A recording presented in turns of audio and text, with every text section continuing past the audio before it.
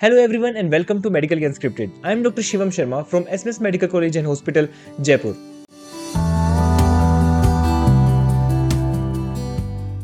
अगर आप ये नीट पीजी काउंसलिंग अटेंड कर रहे हैं तो कुछ चीजें ऐसी हैं जो काफी इंपॉर्टेंट है और आपको पता होनी चाहिए। तो आप ये वीडियो एंड तक देखिएगा और जो इंपॉर्टेंट पॉइंट्स लगे उन्हें नोट कर लीजिएगा ताकि हम फाइनल एक जजमेंट पे पहुंच पाएं कि आपको आगे क्या ब्रांच लेनी है। आपको जो आपकी लाइफ के 40-50 साल और हैं वो किस ब्रांच के साथ बिताने हैं। सबसे पहले मैं आपको ये बता दूं, जो भी ब्रांच लें चाहे वो नॉन क्लिनिकल हो या क्लिनिकल हो, तो उसको इस तरह से लें। लेने के बाद आपको ये नहीं सोचना कि मैंने ये क्यों ले लिया, क्योंकि फर्स्ट ईयर रेजिडेंसी में सभी को ये लगता है कि ये ब्रांच मुझे नहीं लेनी चाहिए थी या ये मेरे लिए नहीं है, क्योंकि रेजिडेंसी एक ऐसा वक्त है जहाँ पे आपका एक नया एक्सपोजर होता है किसी नए सब्जेक्ट के साथ।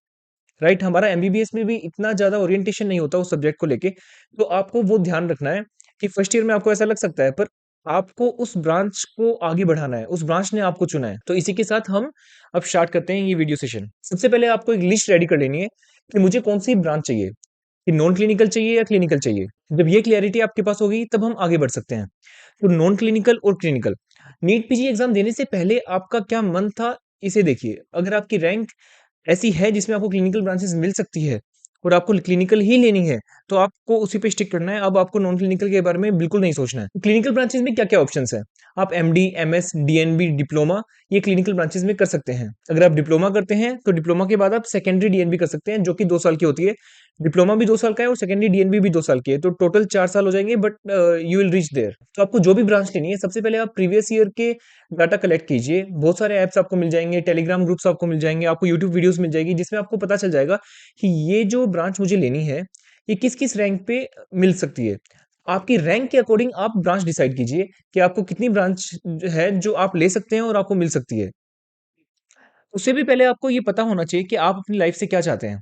काफ़ी लोग हैं जो ज़्यादा इमरजेंसी ब्रांचेस में नहीं जाना चाहते हैं, जिनको सिर्फ ओपीडी चाहिए, माइनर ओटी चाहिए, या कुछ लोग हैं जिनको सर्जरी में काफ़ी अच्छा लगता है, तो वो सर्जिकल ब्रांच चाहिए, कुछ को सर्जरीज में अच्छा नहीं लगता। तो आप अपनी लाइफ से क्या चाहते हैं, सबसे पहले आपको ये डिसाइड करना होगा।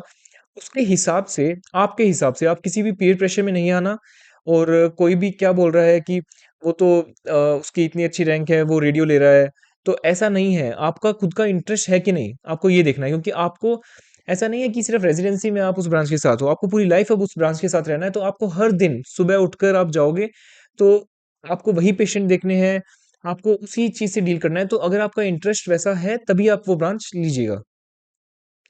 अब समझिए आपकी रैंक पे 10 ब्रांच ऐसी है जो आपको मिल रही है। अब आपने सोचा कि मुझे क्लिनिकल ब्रांच चाहिए, और ये 10 क्लिनिकल ब्रांच है जो मुझे मिल रही है, या 5 क्लिनिकल ब्रांच है जो मुझे मिल रही है। उन क्लिनिकल ब्रांचेज़ में सबसे अच्छे कॉलेज कौन-से हैं? वापिस अपनी रैंक और कॉलेज को डिसाइड कीजिए प्रीवियस ईयर डाटा से। पिछले 3-4 साल का आप डाटा कलेक्ट करके आप देख सकते हैं कि आपकी रैंक में क्या-क्या मिला है। आपको ये डाटा एमसीसी की वेबसाइट पे भी मिल सकता है। समझिए आपने 5 ब्रांचेज़ को डिसाइड कर लिया है। अब उन 5 ब्रांचेज़ के बारे में एक नोटबुक पे लिखिए, और उसमें आप लिखिए प्रोज़ क्या हैं, उसके कॉन्स क्या हैं। हर एक ब्रांच के बारे में प्रोज़ एंड कॉन्स। आपको क्या पसंद है ये भी आप लिख सकते हैं। आपको ये ब्रांच क्यों चाहिए?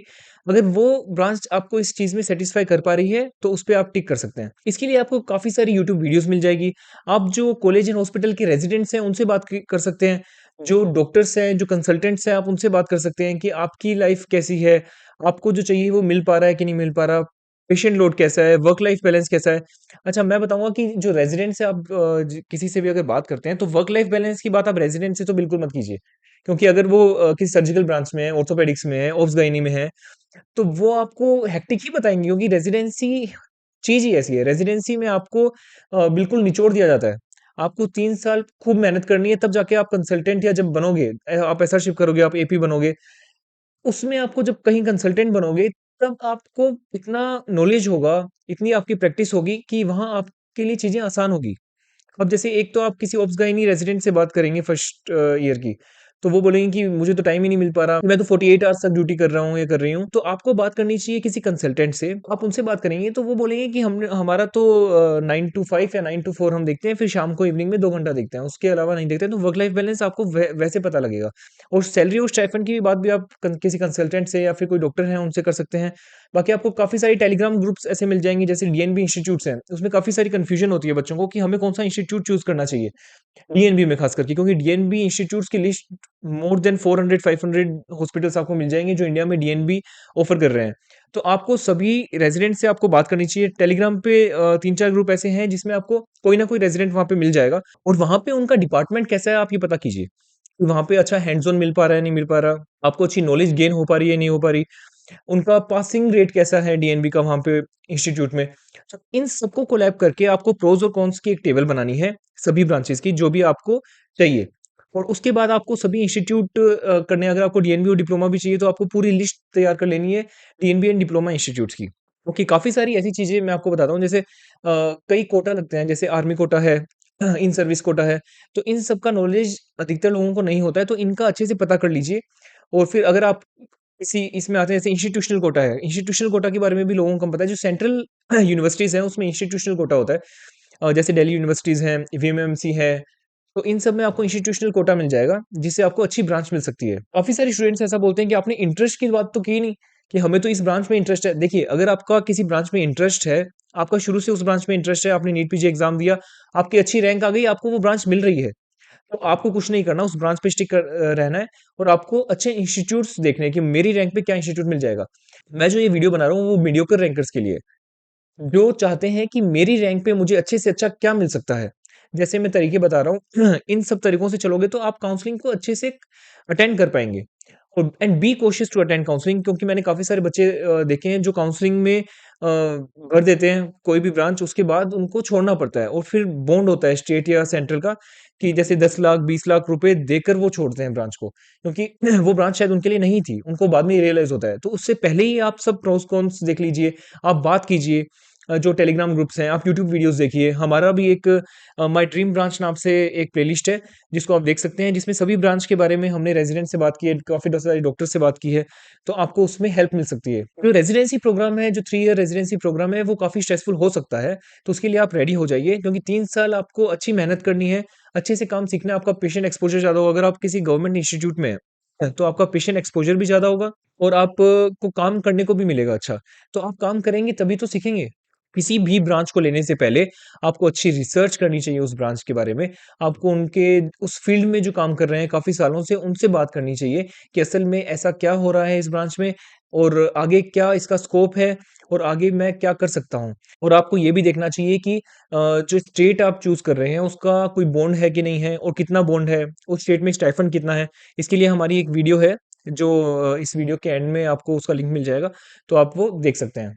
लिस्ट रेडी करने के बाद जब आप रजिस्ट्रेशन करते हैं एंड नीट पीजी काउंसलिंग का जब आप चॉइस फिलिंग करते हैं, तो चॉइस फिलिंग में एक बात और आप ध्यान रखिएगा, काफ़ी सारे हॉस्पिटल्स हैं, अगर आप डीएनबी मेनली भर रहे हैं, तो काफ़ी सारे हॉस्पिटल्स ऐसे हैं जिनका नाम सेम है। सिमिलर नेम के इंस्टीट्यूट्स आपको बहुत सारे ऐसे मिलेंगे, तो उनको आपको अच्छे से सोच समझ के डालना है कि आपको किस प्रायोरिटी में वो चाहिए। You have to decide the priority कि आपको कौन से स्टेट में चाहिए और आपको ये हॉस्पिटल चाहिए तो क्यों चाहिए। कि आप जब लिस्ट बनाएँ तो और उसको जब चॉइस फिलिंग आप उसमें डालें तो अच्छे से उसको फिल अप कीजिएगा। काफ़ी सारे स्टूडेंट्स का मैंने देखा है कि वो बोलते हैं कि नहीं मैंने तो ऊपर किया था पर वो मुझे नीचे वाला इंस्टीट्यूट कैसे मिल गया? वो बाद में अपना जब चॉइस फिलिंग डॉक्यूमेंट देखते हैं तो उसमें उन्होंने फिल ही वैसे किया होता है। और एक और इम्पोर्टेंट चीज़, आप काउंसलिंग अटेंड करने से पहले अपने डॉक्यूमेंट्स रेडी कर लीजिए। जैसे आपका स्कोर कार्ड, आपकी photographs, NEET PG application form और जो भी रिक्वायर्ड डॉक्यूमेंट्स हैं, 10th-12th की मार्कशीट, वो सब आप रेडी कर लीजिए। तो ये सेशन अभी हम यहीं खत्म करते हैं और हम ऐसी ही वीडियो के साथ आगे आते रहेंगे। Thank you so much for attending this session and best of luck for your future and be cautious while attending the counselling and subscribe to Medically Unscripted for more such videos.